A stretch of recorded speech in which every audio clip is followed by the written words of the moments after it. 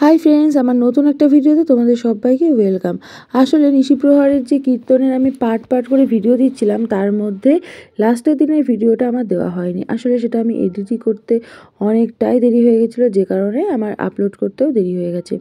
তো দেখো, নিশি প্রহরের কীর্তনের একদম শেষ মুহূর্তে ভোগ আরতির শেষে সবাই মিলে প্রসাদ মাখছে, আর এখান থেকে গোপালগুলোকে আস্তে আস্তে বাইরে বের করে নিয়ে যে যার বাড়ি চলে যাচ্ছে।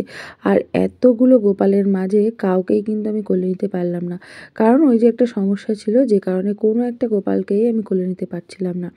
কিন্তু আমার এতটাই খারাপ লাগছিল যে সেটা বলেই বোঝানো যাবে না। আর এই গোপালটাকে দেখলে তো মনে হয় যে কেউ যে কোলেই নিতে হবে, এরকম একটা পরিস্থিতি। তার মধ্যে দেখো, পাড়ার সবাই মিলেই হাতে হাতে কিন্তু কাজকর্ম করছে।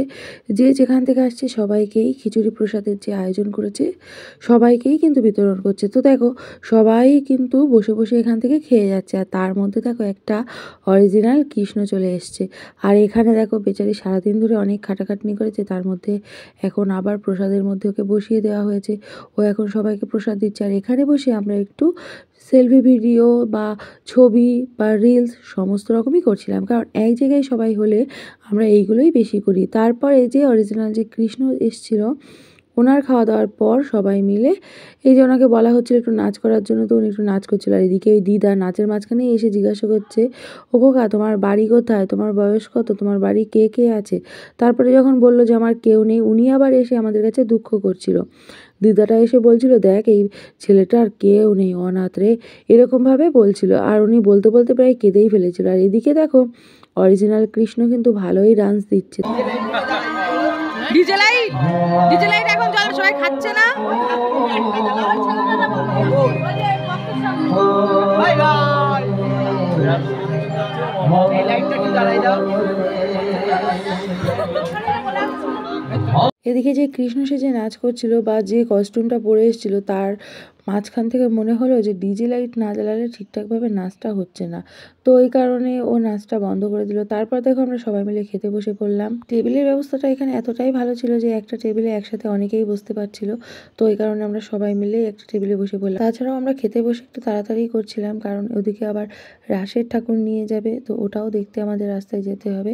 তো ওই ভিডিওটা আমি আপলোড করে ফেলেছি আগে থেকে, তো তারপর এটা এখন আপলোড করছি। আর এখানে দেখো, প্রসাদে অনেক কিছুই কিন্তু ছিল।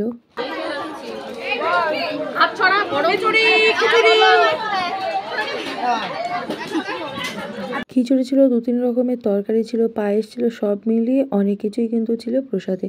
তারপর দেখো, আমাদের সবার খাওয়া দাওয়া কমপ্লিট হয়ে গেছে। এরপর গিয়ে আমরা হাত ধুয়ে নেবো প্লেটগুলো ফেলে দিয়ে। তো তারপর দেখো, বাকি যে গোপালগুলো ছিল সেগুলোকেও বাইরে বের করে নিয়ে যার বাড়ি চলে যাচ্ছে।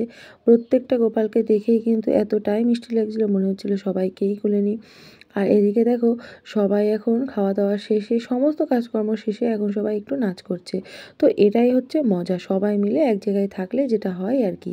এদিকে তাকাও দিদা। ভগবান করে দেখিছো কি, আমার ওইখানে খাবার নিমন্ত্রণ ছিল, মাংস টাংস বিরিয়ানি টিরিয়ানি হচ্ছিল, আমি ওইটা না খেয়ে চলে গেছি। তোমারে আমি কি ভাবিছি জানো, কে বানাবো না ননদ বানাবো, তা কিরা জানো। তারপরে আমি উতা বুতা না করে, দিদা তো গোপালকে নিয়ে কোলেই বসে আছে, কারোর কাছে দিচ্ছেই না, ভাবছে যদি গোপাল পড়ে যায় ঠাকুর নিয়ে কোনো খেলা হবে না, এইরকমই একটা ব্যাপার ওনার। আর এদিকে দেখো, ফেলে দেওয়া গামলা, মানে গামলার মধ্যে আর একটুও পায়েস নেই, সেটুকু এই দিদি বসে বসে খাচ্ছে। তো উনি কিন্তু অপচয় করতে একদমই পছন্দ করে না, যে কারণে এই ব্যবস্থাটা করছে। আর আমার হাত থেকে এরকম ভিডিও কিন্তু কেউ নিস্তার পায় না, সবাইকেই মোটামুটি আমি ভিডিওর মধ্যে নিয়ে নিই। তো সব মিলিয়ে কেমন লাগলো আমার এই ভিডিও অবশ্যই কমেন্টে জানিও। ভালো লাগলে অবশ্যই করে লাইক কমেন্ট করো।